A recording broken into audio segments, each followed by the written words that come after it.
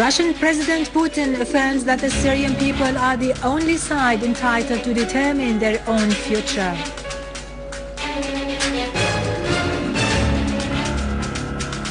Our armed forces continue to pursue the armed terrorist groups, inflicting on them heavy losses.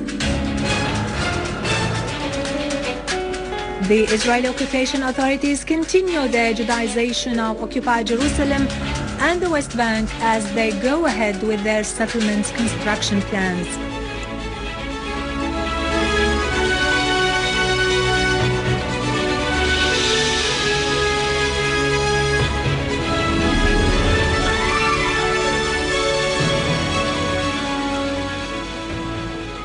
Good afternoon, this is Irado Krikorian with the news in English. Russian President Vladimir Putin has reiterated Russia's stand towards the crisis in Syria, calling for a political solution and the halt of violence.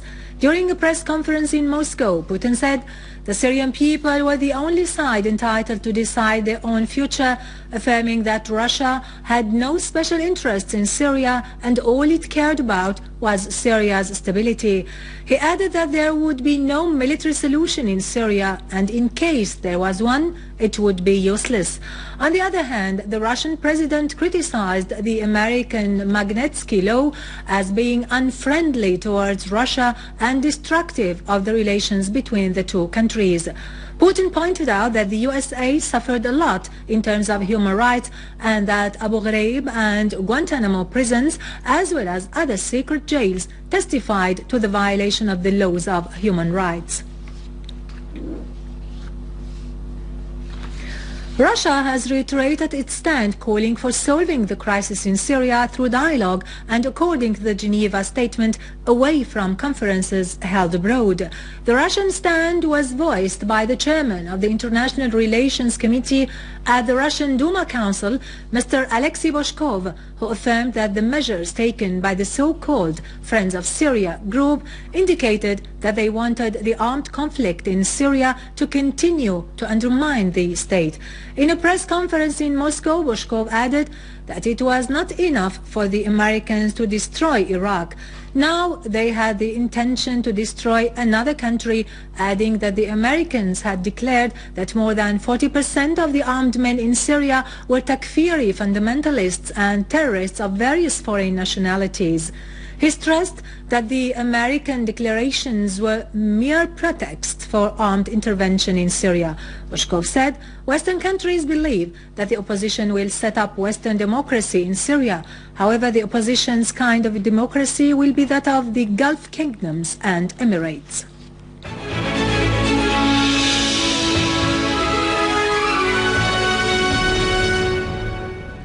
Units of our armed forces have chased some terrorist groups that spread panic among citizens and carried out acts of sabotage in al-Husseiniya village in Damascus countryside, inflicting heavy losses on them. An army source declared that some of the terrorists were killed near the old bakery, a mortar shell and a car were destroyed which carried the terrorists' weapons and ammunition. The source added that another unit of our armed forces attacked a hideout of terrorists in Al-Bashawat Road, killing and injuring dozens of them and destroying a car equipped with a machine gun. The authorities continue to clear the city of Homs and its suburbs of the armed terrorist groups. They have seized a large quantity of weapons in a deserted house in Al-Sultaniya farms that included Cobra missiles, rifles and explosive devices. On the other hand, an army unit destroyed a machine gun-equipped vehicle and killed the terrorists inside near Al-Ghajar village in Al-Rastan suburbs in Homs Governorate. The operation also resulted in killing a number of terrorists in a hideout in the same area. In Hama and its suburbs, an army unit eliminated a number of snipers and destroyed the RPGs that were in their possession in Al-Fustuk market in Murk village in the governorate suburbs. Another army unit intercepted a terrorist group that tried to infiltrate into the city through Syrian al-Khalidiyya axis, inflicting on them heavy losses. Masda Fire Squad today extinguished a fire that broke out this morning at a room where university students resided in Al-Jala Hotel in Masda. No casualties were reported. A source at the Damascus Governorate's police department said the fire was caused by an electricity circuit as the students did not disconnect the electric heater before leaving the room, thus causing the fire that burned the room's contents. Ministry of Religious Endowments and the Sheikhdom of Muslim Muwahideen today announced the death of Sheikh Aqil of the Muslim Muwahideen community in Syria, Hussein Jarboua, who died yesterday evening at the age of 87 after suffering from a disease.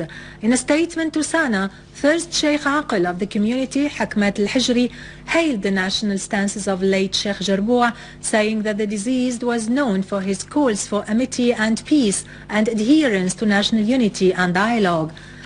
Sheikh Hussein Ahmed Jarboua was born in 1925 and had been the Sheikh Aqil of the Muslim Muwahideen community since 1965 after the death of his father. He left behind 3 sons and 7 daughters.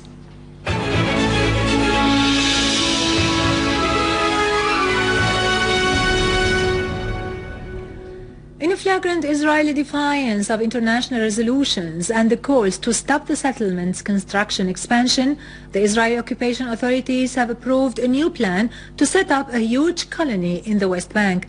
The UN Security Council's member states, with the exception of the USA, have issued statements opposing the settlement's construction plan in the Palestinian lands. The USA spares no effort, whether at international circles or on the ground, for serving its protégé, the usurping entity of Israel. The witness to this is what happened yesterday at the UN Security Council session.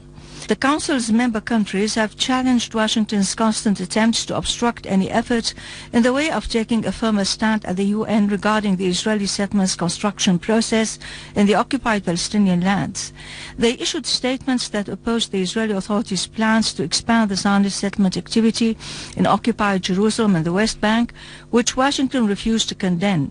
Such a stand sets the doors wide open before the Israeli occupation US-supported attempts to annex more of the occupied Palestinian lands and abrogate their Arab identity through setting up more settlements, the latest of which was the declaration of a scheme to build up 532 settlement units south of the West Bank. This is added to other plans announced by the occupation authorities to set up 2,610 settlement units in the West Bank, in addition to 6,600 other units declared last month, in order to consecrate the concept of occupation and the loss of the Palestinian people's rights.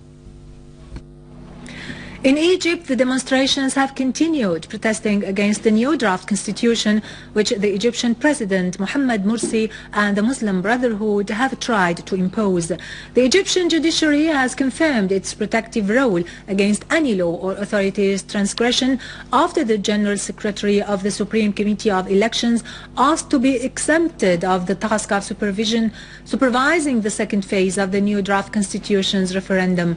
Meanwhile, the National Salvation Front of the Egyptian opposition called on the citizens to vote by no in the second phase of the referendum next Saturday. The front also declared that it has already rejected the new draft constitution, which negatively affected the freedom and the rights of Egyptian citizens, affirming that the front had participated in the first phase, although it had expected some violations would be committed in the absence of judicial supervision. On the other hand, the Directorate of the Prosecution Administrative Consultants declared its rejection of the supervision of the referendum's second phase.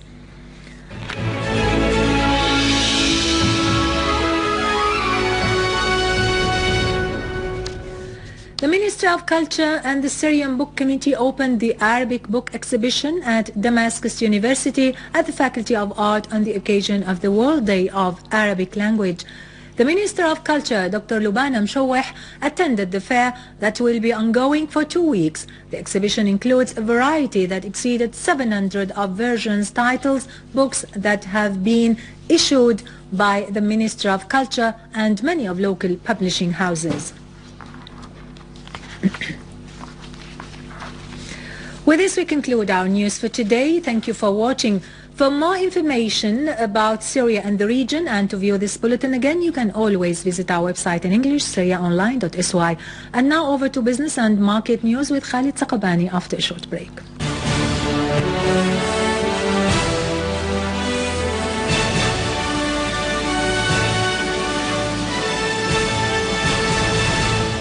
Ladies and gentlemen, good afternoon. The Export Promotion Committee announced its action plan that it will carry out till the year 2015, which included working on 3 levels.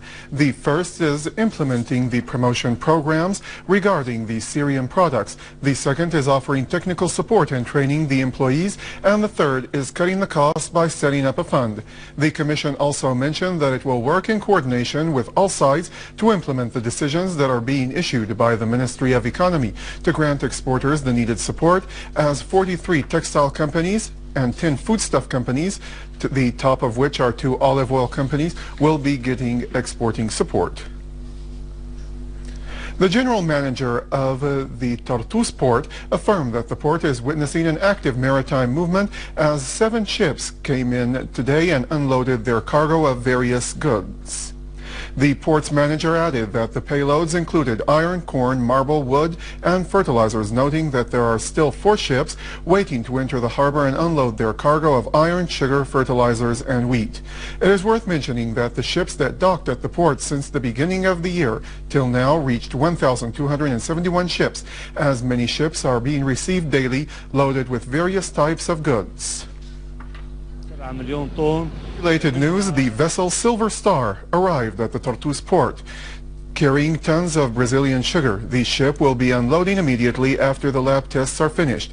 Then the cargo will be delivered to the consumer cooperation and the local markets. Another ship loaded with 760 tons of Ukrainian fertilizer also docked at the port. This cargo will be delivered to the agricultural bank and then distributed among farmers. The Ministry of Tourism is working on developing the marketing and promotion plans related to the touristic industry. The ministry explained that the first step is knowing what the tourists want by studying the markets, and this will help in putting plans, following up the work program, and overcoming the obstacles. On the other hand, the ministry is also working on developing new types of tourism by focusing on the religious and the medical tourism, by supporting the small projects so that they can be active in providing top quality touristic services.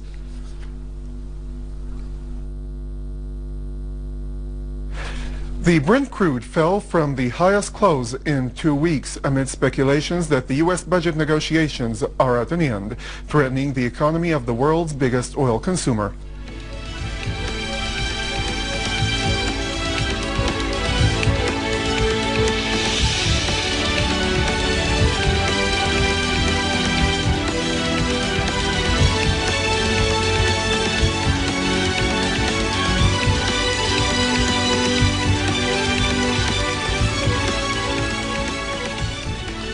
The American stocks are down, pulling the Standard & Poor's 500 index from a 2-month high as the federal budget negotiations are going nowhere.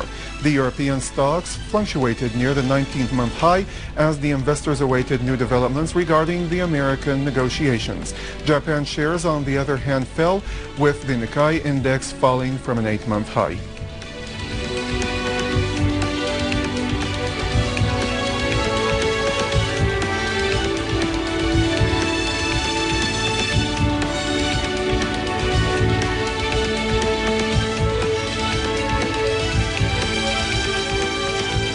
Gold climbed in London after 2 days of declines and the possible delay regarding the American budget agreement.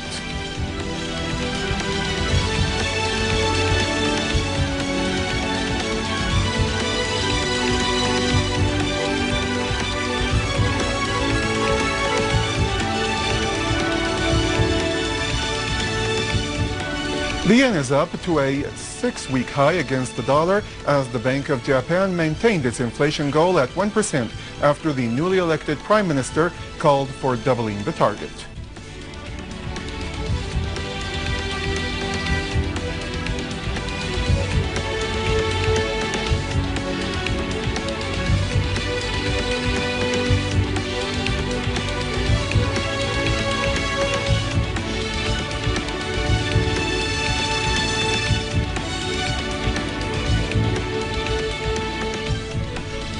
With this, ladies and gentlemen, we have reached the end of our news bulletin for today. Thank you for joining us.